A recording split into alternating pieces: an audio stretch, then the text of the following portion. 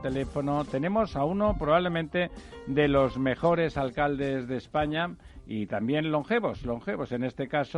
En este caso el cliente, que es el elector, ha recompensado pues de una forma importante esa gestión de la ciudad. La ciudad es Málaga y el alcalde es don Francisco de la Torre. Don Francisco, ¿qué tal andamos?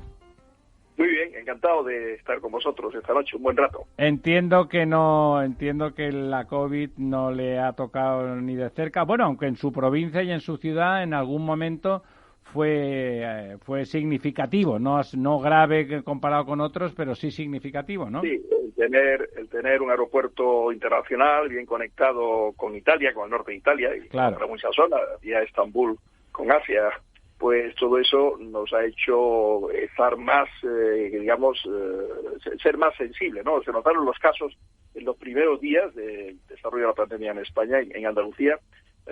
Málaga tenía un porcentaje muy alto, más de la mitad de los casos de Andalucía. Todo eso ha ido frenándose, reconvirtiéndose, se ha hecho un esfuerzo grande, se ha trabajado muy bien en el ámbito de la Consejería de Salud, en la Junta de Andalucía, y desde la ciudad también la colaboración ciudadana ha sido muy clara, ¿no?, en las medidas de confinamiento y la actuación, el tema de mascarilla, de estar protegiendo a los demás, que como hay que entenderlo, ¿no?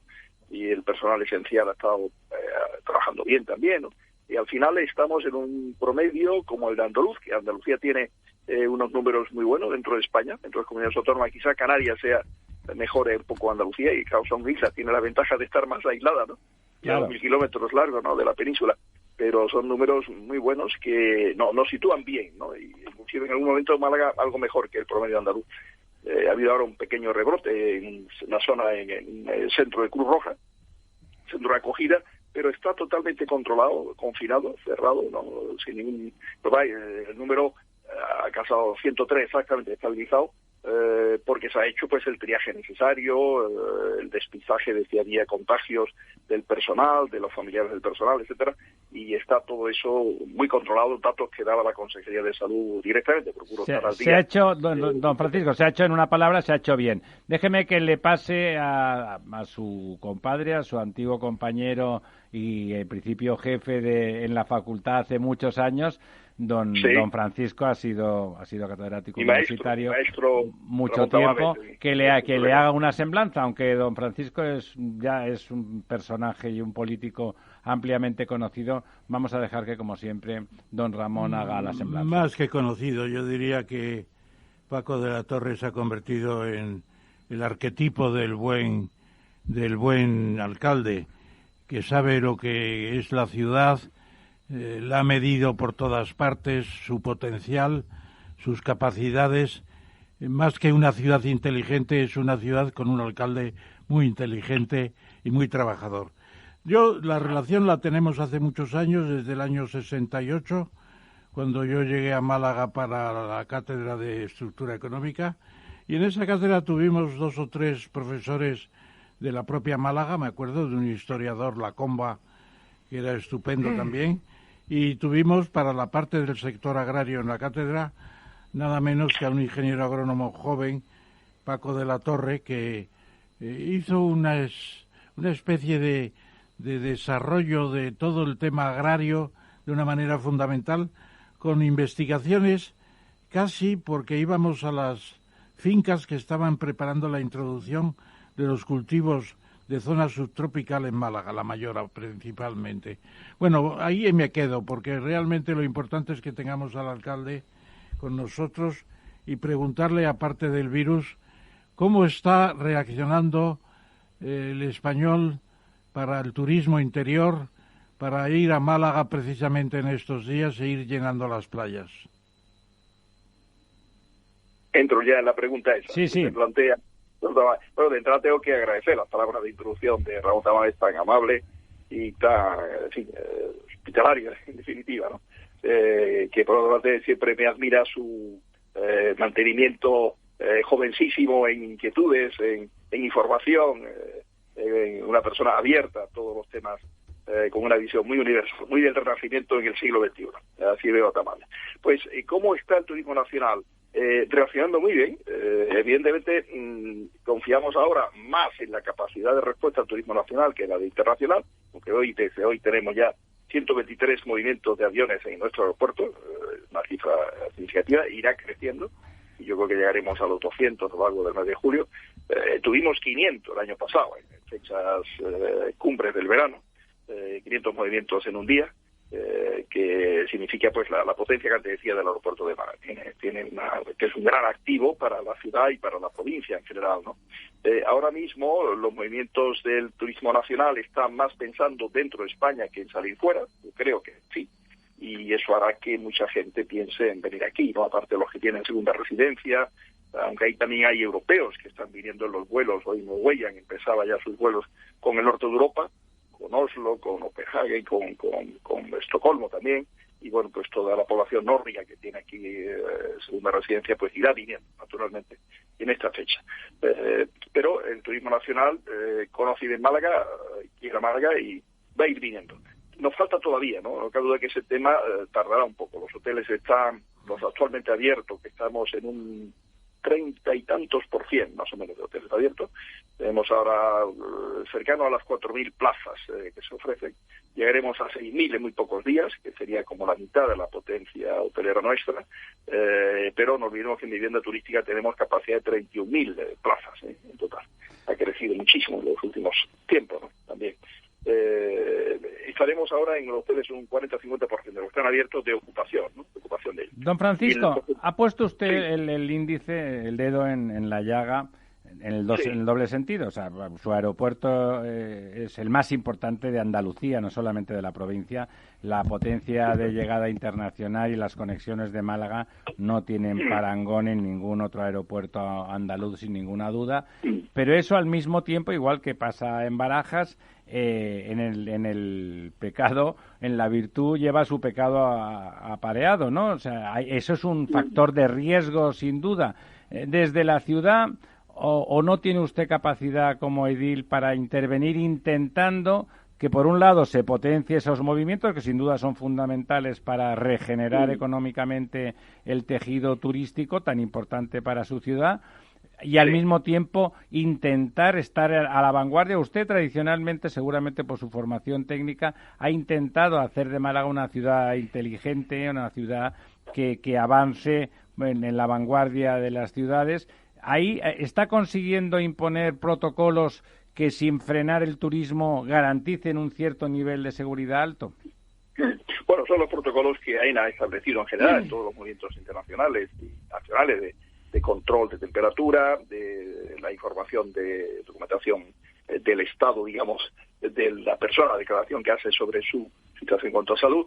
Si hay algo de temperatura superior a lo que fuera normal, pues hay que hacer entonces ya un test correspondiente y actuar en consecuencia. Nosotros lo que sí hemos procurado en este tiempo de pandemia, desde las primeras semanas, desde la mitad de marzo, es incrementar la capacidad de hacer diagnóstico en Málaga. Intentamos que los equipos para PCR que tiene la Universidad de Málaga se pudieran utilizar. No fue posible al final de sumar todo eso por razones técnicas, también de seguridad de los propios controladores, porque tenía que ser con virus desactivado, porque no tiene la misma capacidad de protección que los equipos que pueden tener en los hospitales. Pero lo que hemos conseguido cuando se movía en abril la noticia de que llegaban 4 robots a Madrid, 4 a Barcelona, que os recuerdo que eran los números, de especialmente OpenStras, producido en Shenzhen, en China, pero una patente americana, para hacer diagnóstico PCR con gran facilidad con cualquier tipo de reactivo, muy abierto, muy flexible, sin por tanto tener condicionante de ninguna casa concreta, sea Roche o la que fuera. Nos movimos para que, en base, no sé si recordáis que eso lo financiaba una empresa privada, Merlin Property, pero también intervenía una serie de investigadores, gente de la vanguardia en la ciencia y la tecnología en España. Y recuerdo el nombre de María Parga, que preside Alastria, que es un clúster del mundo de blockchain en España y en Europa. Y en Málaga hemos tenido, dentro de los foros tecnológicos que hemos impulsado en estos años, uno sobre blockchain interesante. María Parga conoce la inquietud de Málaga en esta materia y yo lancé ese mensaje de que pudiéramos conectar con ella para, efectivamente, y lo hicimos, ¿no?, poder traer de la mano de otro financiador, en este caso pues fue Endesa, robots aquí a Málaga. Ya están instalados en el Hospital Regional Universitario, son capaces de hacer 3.000 diagnósticos al día, entonces nos da una capacidad muy grande para cualquier necesidad de hacer controles, sea en aeropuertos de fuera, poder traer las muestras, que no necesitan ni frío para ser llegadas, las tomas que se hacen de sudoración nasal, etcétera, y llevarlas perfectamente a ese control, ¿no? Eso nos da bastante tranquilidad, ¿no? Yo creo de todas maneras que lo que hay que procurar, tanto en los que estamos aquí recibiendo a los que vienen de fuera como los que vienen, es tomar las medidas que por educación, yo diría, y por sentido cívico, por sentimiento de protección y ayuda a los demás debemos tomar, que es poner la mascarilla, tener la mascarilla. Yo en estos días, en alguna que otra entrevista, hablando del turismo, he dicho, en esta época en España, en Málaga en concreto, la mejor sonrisa al turista, que siempre es un eslogan, al turismo una sonrisa, etcétera, es la mascarilla, que no te permite sonreír, porque no se ve, ¿no? Los ojos un poco pueden mostrarlo, pero no es lo mismo, ¿no? Estás tan estático, todo igual, ¿no? Pero eso da una sensación de gente seria, gente que respeta a los demás. No es protegerte tú, es proteger a los demás por si tú estuvieras infectado, fueras asintomático, no lo supieras y estás evitando ese riesgo. Don Lorenzo. Si todos somos así, ganaremos mucho. Y nosotros procuraremos que sea de contagio cero. Lleguemos a un contagio nulo durante mucho tiempo, ¿no? En Málaga y la provincia, porque la estadística es provincial, hay que hacerlo así. Bueno, como le decía, ya me imaginaba yo que había usted tomado alguna medida tecnológica, que es lo que le caracteriza. Don Lorenzo. Sí, hola. Tenemos algunas más que hemos sometido a consideración de la Junta, sí. Buenas noches, alcalde. A mí me gustaría dar un giro desde el coronavirus que estamos hablando hacia la coronacrisis, ¿no? Hemos visto hace poco declaraciones de otro de los grandes alcaldes españoles, es decir, en estos momentos, porque hemos tenido otros alcaldes muy famosos como Paco Vázquez y demás, pero en estos momentos quizás los dos grandes alcaldes que hay en España son, por supuesto, nuestro invitado de hoy, el señor Paco de la Torre, y Abel Caballero, seguramente los dos mejores alcaldes de España. El alcalde de Vigo, al menos en cuanto al porcentaje de votantes, digamos, que tienen de respaldo popular. Y de ciudades que funcionan. Y ciudades que funcionan. Y además, en su condición de presidente de la FEM, ha hecho declaraciones recientes un poco alertando de las dificultades económicas que están sufriendo muchos de los ayuntamientos españoles. A causa de la COVID. Claro, yo estoy pensando, sí, a causa, por supuesto, de esta crisis que estamos viviendo. Yo estoy pensando en, por ejemplo, la empresa municipal de transportes de Málaga, que al igual que la empresa municipal en Madrid, que la hemos visto todos los que vivimos aquí en Madrid, o en todas las ciudades de España, pues han podido estar durante 3 meses, no lo sé, con una ocupación del 3%, del 4%, del 10 y máximo, yo he llegado a ver autobuses en Madrid completamente fantasmas, o sea, completamente vacíos, pero en horario de las 5 de la tarde, ¿no? Y claro, esto es un servicio público, hay que cumplir esas rutas, esos horarios, etcétera, pero al final eso es una auténtica ruina, ¿no? Es decir, el agujero que ha podido dejar, pongo el caso del transporte porque todo el mundo lo entiende rapidísimamente, ¿no? Los autobuses hay que seguir comprándolos, hay que, en fin, ¿no? Renovar flotas, etcétera, ¿no? Pero ocurre en todos los servicios públicos, ¿no? ¿Está Málaga en esa situación de alerta? ¿Es una situación que...?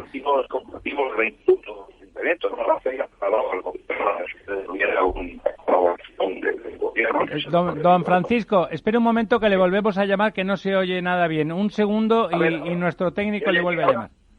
¿Sí? Ahora a lo mejor. ¿No? Hola. ¿No? ¿Sí me oye? ¿Me oye? Sí, ahora sí, ahora te oímos bien, Paco. No, decía que nosotros en ese sentido hemos sufrido también esa situación, ¿no? Porque es un servicio esencial que había que mantener y eso cuesta un dinero, evidentemente, y sin embargo no había movimiento de gente y luego las medidas inclusive de limitación de la ocupación del propio vehículo impedían cuando se iba desescalando que también tuviera un rendimiento acorde con el costo, ¿no? La evaluación que se había hecho era unos 500 millones, otros habían de 1.000 millones a nivel nacional, ¿no? A nivel de todos los municipios que tenemos transporte urbano. En el caso de Málaga, al menos, como hablando de la diferencia, digamos, de ingresos, de menos ingresos que hemos tenido, como consecuencia de tener menos viajeros, como consecuencia de toda esa etapa de confinamiento y de menor movilidad. Se ha reducido la movilidad y ha tenido esa consecuencia clarísima, ¿no? Evidentemente, si a eso le sumas que normalmente el transporte público es sostenido por nosotros, muy en solitario, porque el apoyo estatal a los municipios en esto es pequeño, salvo en Madrid y Barcelona, en los consorcios de transporte de Madrid y Barcelona, donde sí hay un apoyo significativo, donde están no solamente los autobuses urbanos de ambas urbes, sino también el metro y hasta la cercanía de los espacios metropolitanos.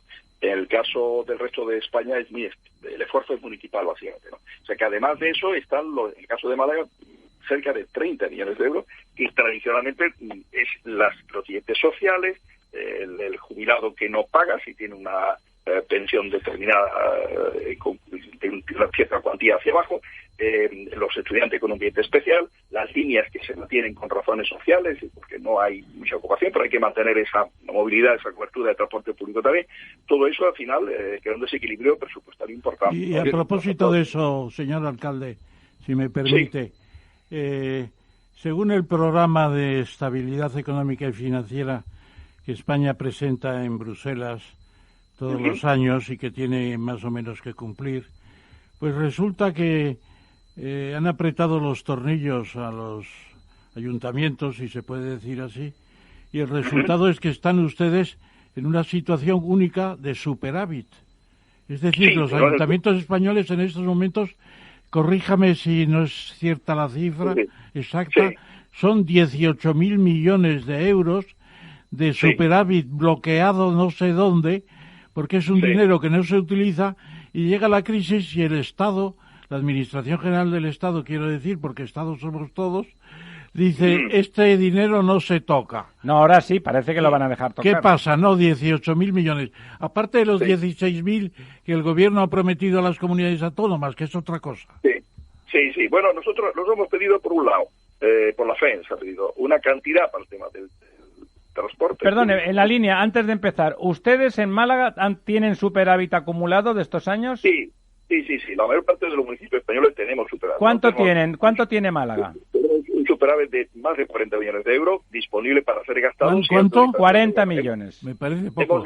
Hemos gastado un 20%, que es lo que autoriza hasta ahora el Gobierno, para gasto social, gasto fundamentalmente en materia doble de alimentación y de acogida personal sin hogar, más en el tema de alimentación, para hacer frente a la crisis desde el punto de vista de la social, la cohesión social, la gente que lo pasó mal y lo pasa mal, lo sigue pasando mal, y que no sabemos todavía cuánto tiempo será hasta que recuperemos el nivel de empleo que teníamos antes de la crisis. Tiene que ser ese el objetivo al cual tenemos que movernos en el plano de la reactivación económica.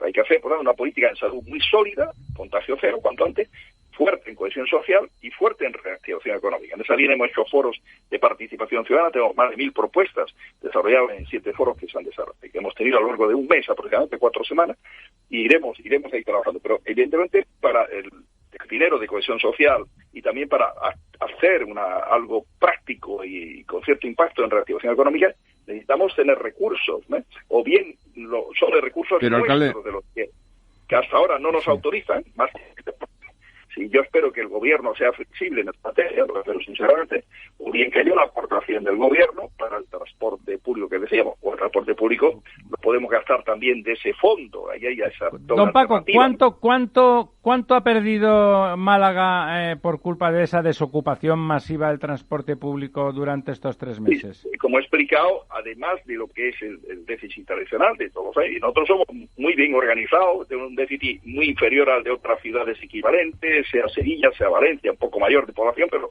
la diferencia es a favor nuestro de la mejor gestión, lo digo sinceramente, en ese transporte público. Pero la cifra exacta está entre 14 y 20 millones de euros producido por estos meses de confinamiento y de menor movilidad, con una ocupación de los autobuses del 6 o del 7%. Ahora ya estamos rozando el 50%.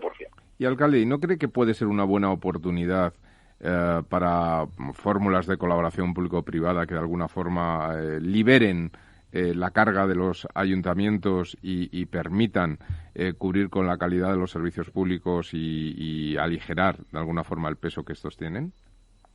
Se refiere en el transporte público, la posibilidad. Transporte público o todos los servicios públicos. Las ciudades que tienen también el transporte público puede llevarse en gestión directa municipal o con empresas privadas por concursos que se han hecho. Yo recuerdo, me parece que Zaragoza lo tiene, no sé si Granada también, y el problema es igual, hay un desequilibrio porque hay un contrato programa, ¿no?, entre la empresa y la ciudad, y al final repercute también de alguna manera. No pueden hacer milagros, ¿no? Ahora vienen 2 preguntas distintas, 2 preguntas galantes. Vamos a ver. Usted que conoció a Putin cuando fue a Moscú para recibir una medalla por el estupendo Museo Ruso de Málaga, que es el mejor de España, le va a felicitar hoy porque ha tenido con un voto del 65% en las urnas, me parece que el 57% decía... Para convertirse en emperador ruso. No, el 70 y tantos %. ¿Le va a enviar una felicitación a Putin? Al emperador. Pues no tenía noticia del tema y no había pensado en hacerlo. Lo veré y lo pensaré, ¿no? Yo creo de todas formas que las elecciones en Rusia, la votación en este caso, ¿no? Que era de referendo a la posibilidad de que pudiera estar más tiempo en la responsabilidad de gobierno. Pues puede estar Rusia, hasta los 87 años. Hasta el 2036. Hasta el año 2036. Se han desarrollado pues con la información, la participación, etcétera, deseable, ¿no? En todos estos temas. Yo creo que Rusia es un país que trata y se acerca a la democracia, no tiene nada que ver con la Rusia soviética, evidentemente, pero le queda pasos por dar, ¿no? Yo lo digo de todo el afecto y respeto que tengo hacia, digamos, un país que en el cual tenemos esa vinculación cultural tan singular y tan importante, ¿no? La segunda pregunta, Galante. Sí, ¿Va usted a felicitar a Antonio Banderas y a María Casado por la decisión de que la nueva presentación de los Oscar españoles, de los Goya, se vaya a hacer en el Teatro Soho de Málaga? Ya lo he hecho. Esta mañana he hablado por teléfono con Antonio Banderas y le he felicitado por ello, lógicamente. Me parece que ha sido una buena decisión de la Academia del Cine. Bien, es verdad que se hace de una manera distribuida, ¿no? Desde Málaga hacen ellos el seguimiento y la marcha, digamos, de la gala. Van a ser los presentadores los que conduzcan la gala, pero hay también entrega de premios en Valencia, en Barcelona, en San Sebastián y en Madrid. Está un poco distribuido en el mapa nacional. Pensando, creo yo, no he podido hablar con el presidente de la Academia, Mariano Barroso, que sé que me llamó, contesté su llamada, pero en ese momento estaba comunicando como era lógico, porque era un hombre noticia en el día de hoy, pero supongo que está detrás la preocupación de que hubiera todavía situaciones interrogantes en materia de distanciamiento social, de aquí al momento durante sea la entrega de los Goya, que será pues el año próximo, en principio del año próximo, igual que lo fue al principio de este año, ¿no? Y de esa manera pues se evita un poco el problema. Los premios principales, me decía Antonio Banderas, se harían en Málaga. El Teatro del Soho no es un teatro muy grande, fue ampliado y tiene unas condiciones aceptables, pero ahí habrá que estudiar bien cómo se puede desarrollar. Lógicamente la colaboración en materia de la calle donde está, la calle Córdoba, su entorno, pues lo que necesiten de nosotros, estaremos ahí para colaborar y que sea una gala brillante en lo que pueda la ciudad como marco, digamos, en el cual se desarrolla, ¿no? Pero es evidente que ahí ha estado hábil Antonio Banderas y María Casado en conseguir este tema, ¿no? Esta posibilidad de ser como a nivel profesional hacer esa tarea es importante, es una proyección, y a nivel suyo del compromiso que hizo cultural con el acuerdo que hizo también con CaixaBank para sacar adelante este teatro, me parece un respaldo, ¿no?, a esa iniciativa. Sí, le iba a decir que más que hábil, Antonio Banderas ha estado, como lleva en los últimos años, siendo un malagueño ejemplar que con muchos como él, desde luego Málaga seguro que estaría en el pedestal de las ciudades españolas. Ha aportado mucho y a despecho de que algunos lo han criticado, pues pues porque sí, algunas veces, y otras veces pues que a lo mejor usted es del Partido Popular, lo cual no les tendría que molestar en absoluto, porque es un partido de gobierno en España y a usted lo han elegido los malagueños votando en las urnas, ¿no?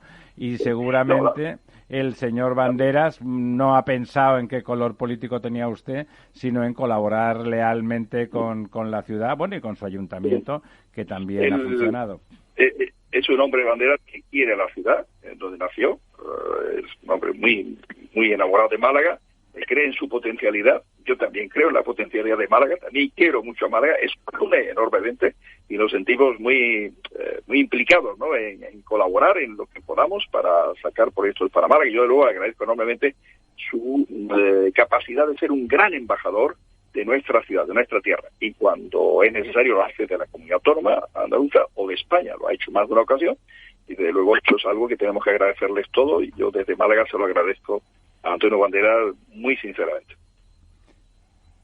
No, yo preguntaría también que, claro, Málaga es una ciudad de muchos recursos. ¿Usted qué diría, cómo contribuyen, por ejemplo, esos recursos desde el punto de vista de la museología? Me parece que son 38 museos los que hay en Málaga. La tecnología con el parque tecnológico, que no sé si está ampliándose, el puerto, que ha experimentado un crecimiento impresionante en los últimos tiempos, y la preocupación por el medio ambiente también. Esos 4 temas o 5 temas, ¿cómo los combina usted en lo que es una empresa como es el Ayuntamiento? Pues son temas apasionantes lo que plantea. Hemos querido en estos años hacer de Málaga una ciudad atractiva para vivir en ella, no solamente para visitarla unos días, unas vacaciones, sino para vivir.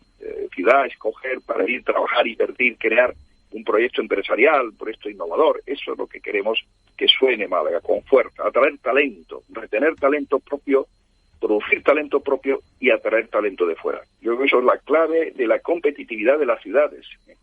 Que, por cierto, los municipios españoles somos los más débiles de Europa hablando de recursos para competir. Tenemos euros por habitante y año, menos todos los de España, que los municipios franceses, alemanes, no digamos los del norte de Europa, que tienen 10 u 11 veces más que nosotros. Pero en fin, esto es un pequeño paréntesis para situar el esfuerzo de esa competencia, cómo hacerlo, cómo poder hacerlo con brillantes, porque es más difícil cuando quieres hacer ofertas culturales potentes como los museos que hemos conseguido que Málaga vaya acogiendo, ¿no? Entonces, tener en la ciudad una oferta cultural brillante, igual que cualquier ciudad europea de las mejores que exista, una oferta gastronómica igualmente brillante, una oferta comercial brillante, una oferta educativa, tanto a nivel de universidad como a nivel de enseñanza primaria, secundaria, bachiller, etcétera, también brillante, internacional, para poder atraer talento de fuera, a las familias, los hijos, etcétera.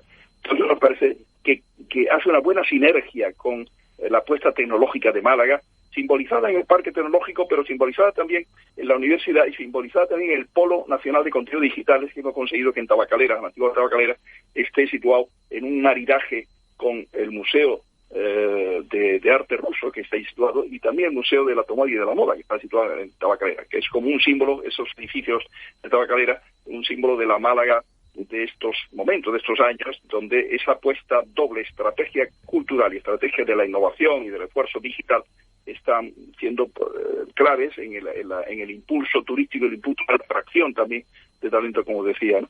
El puerto, por otra parte, es un espacio interesante porque le da posibilidad al hinterland de Málaga, de punto de vista industrial, la agroindustria, saludiante al tema de la exportación de productos cárnicos derivados del cerdo. Aquí hay 2 grandes industrias en Málaga, de las importantes a nivel nacional, que en el farmacéutico, una gran concepción interesante, ¿no?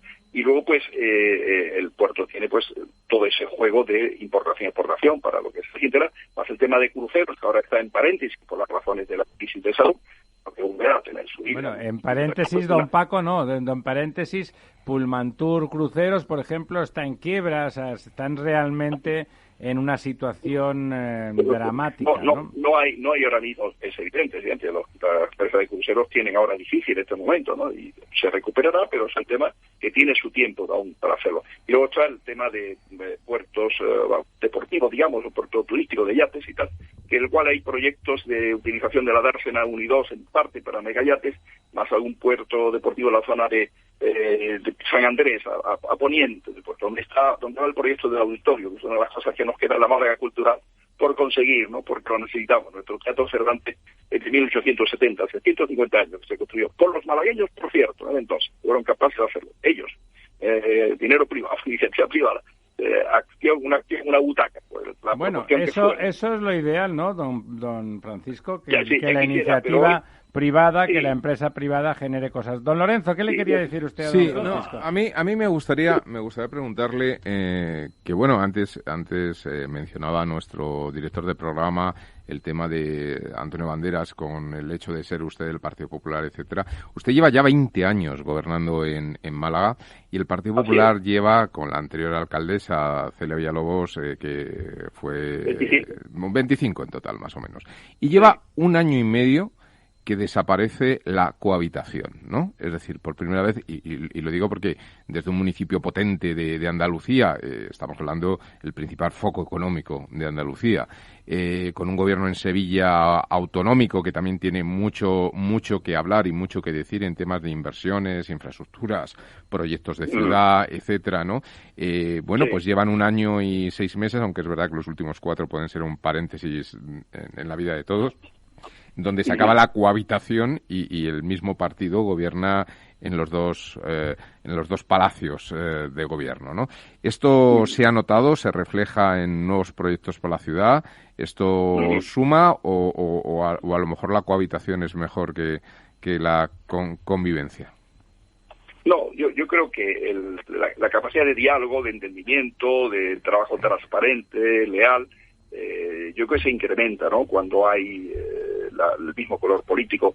Cuando hay el mismo color político, a veces se puede tener la tentación, y lo hemos sufrido nosotros, ¿no?, de no colaborar en proyectos que hemos planteado. Yo planteé un proyecto muy interesante para Málaga, que era aspirar a ser la sede de la Agencia Europea del Medicamento, que tenía que salir de Londres, y hubiera sido Málaga la mejor ciudad candidata de toda Europa, porque España era el único país de Europa, sigue en este razonamiento, que contaba y cuenta con una región que es Andalucía, que está por debajo del nivel de promedio económico de Europa, necesita desarrollo digamos, regional intenso, y que cuenta Andalucía con una ciudad, con un aeropuerto, lo decíais antes, muy bien conectado, 140 destinos en Europa, con todo eso de colegios internacionales que he dicho, etcétera, capaz de acoger perfectamente a los funcionarios y a sus familias de que están en Londres, y a los despachos que eso genera. Y eso hubiera generado en toda Andalucía y en todo el sur de España una capacidad de acogida de industria farmacéutica y de empresas del mundo de la salud, de centros de investigación y desarrollo, que ahora la pandemia ha puesto aún más de actualidad, pero antes inclusive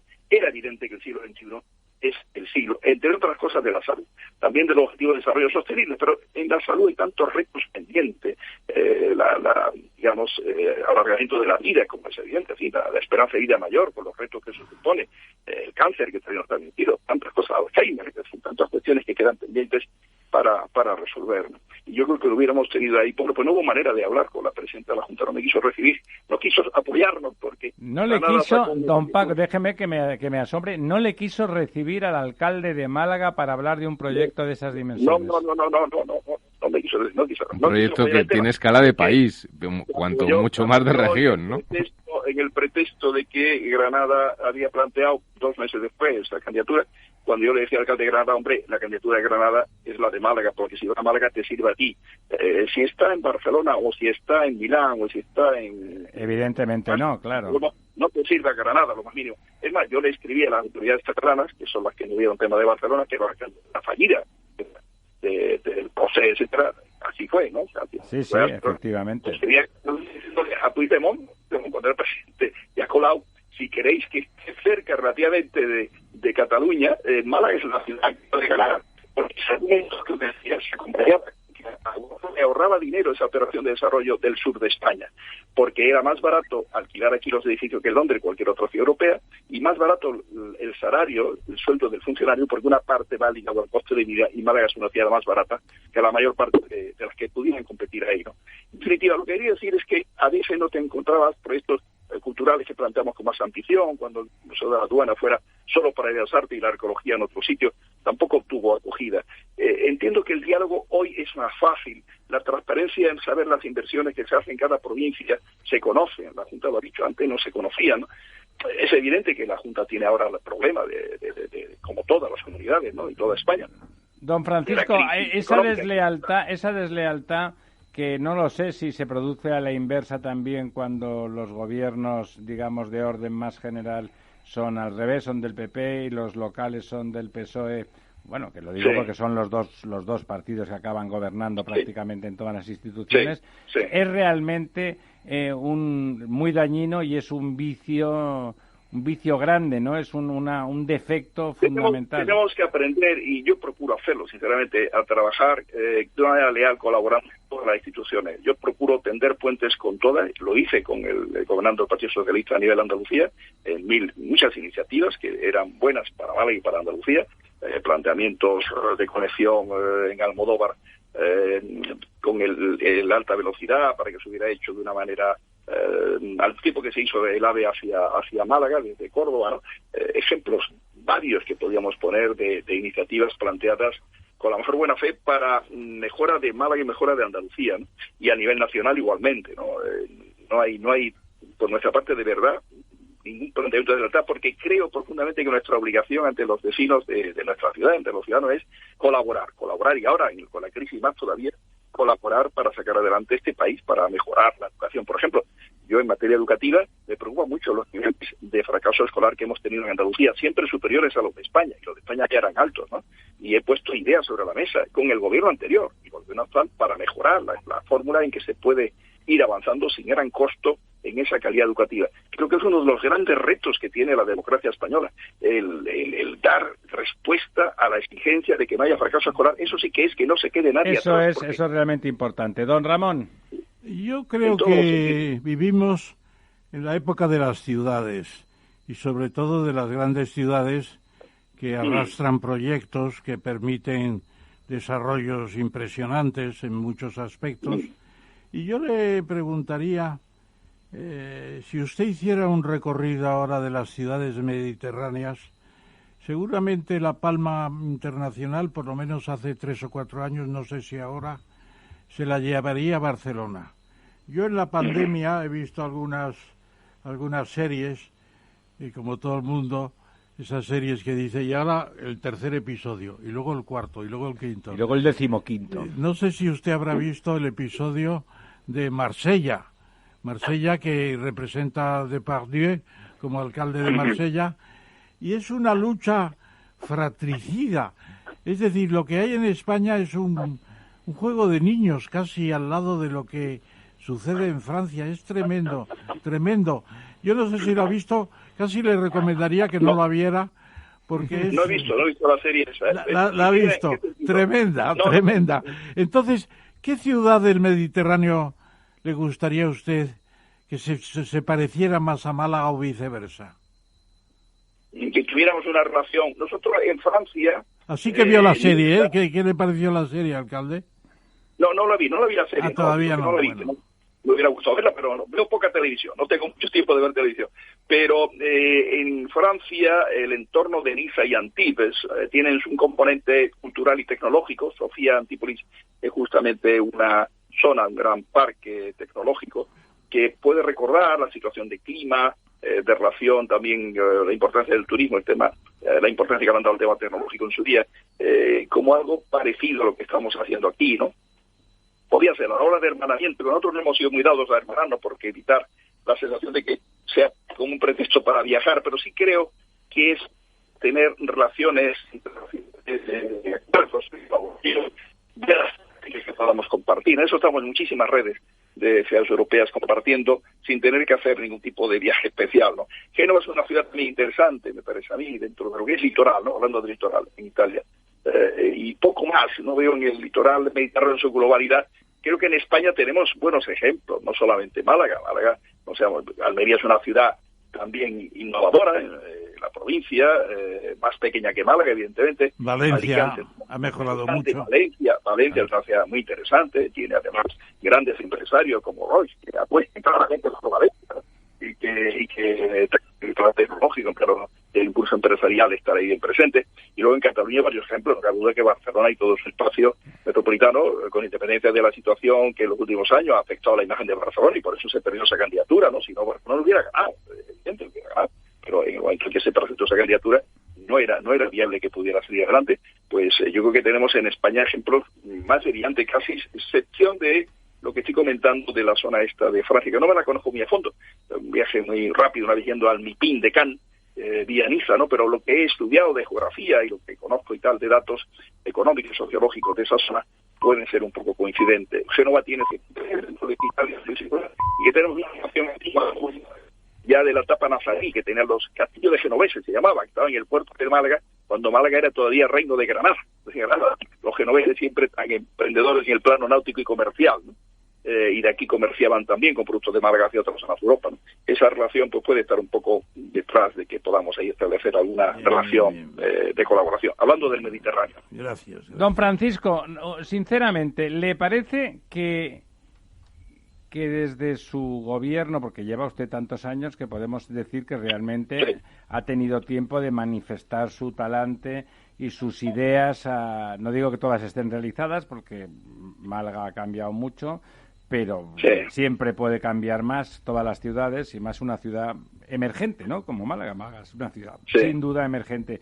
Pero ¿le parece que ha hecho usted realmente todo lo posible para que las empresas crean que la seguridad, no diré jurídica, porque una ciudad, pero también contribuyen? Por ejemplo, la alcaldesa de mi ciudad natal, Barcelona, desde luego no ha contribuido nada a generar la idea de que es una ciudad con seguridad jurídica garantizada, más allá de las leyes nacionales. ¿Le parece que ha generado usted las mejores expectativas para que las empresas y los emprendedores piensen que Málaga es el lugar para que las industrias y las empresas privadas se instalen?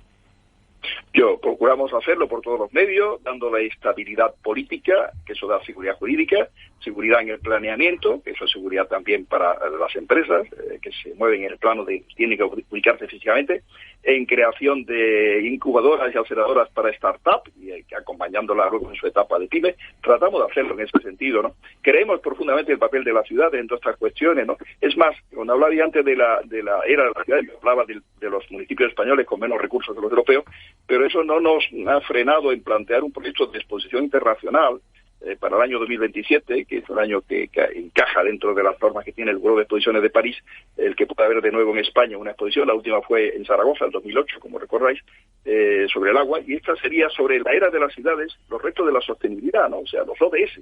Cómo la innovación puede ayudar a que los ODS se cumplan lo mejor posible en el mundo, en base a que la población está concentrada en las ciudades fundamentalmente. Bueno, es una exposición que necesita que sea vista como interesante por el gobierno actual. Yo creo que sí que se ve en los contactos que he tenido, y que porque es clave, es un proyecto de Estado, no es un proyecto de municipio o de ciudad, ¿no? ¿Cuándo se sabrá si le han adjudicado esa exposición? No, de eso se trata todavía. Hay que presentar la candidatura, o sea, que el gobierno la haga suya antes de junio del 21, tiene que presentarse, esa fecha más o menos, unos años antes del 27, y luego se compite con otras candidaturas que puede haber a nivel mundial para esa misma fecha o año.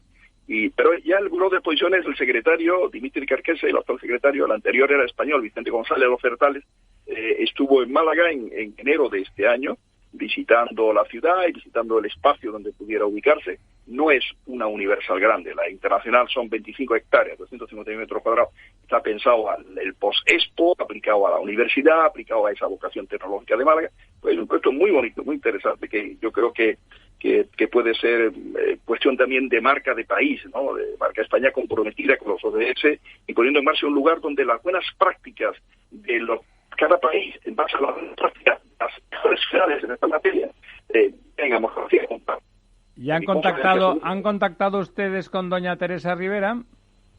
Estamos más en contacto con el Ministerio de la Agenda Urbana, de Transporte, Movilidad y Agenda Urbana, donde estaría ubicado el tema, pero evidentemente Teresa Rivera conoce también, conoce de referencia. Pero yo creo que el gobierno donde reside este tema es donde está ese tema que antes acabo de mencionar, la agenda urbana, que dice todo lo que hay que hacer en las ciudades para cumplir los objetivos, los compromisos de desarrollo sostenible que España tiene y que tantos países tenemos en general, ¿no? Evidentemente, no solo España.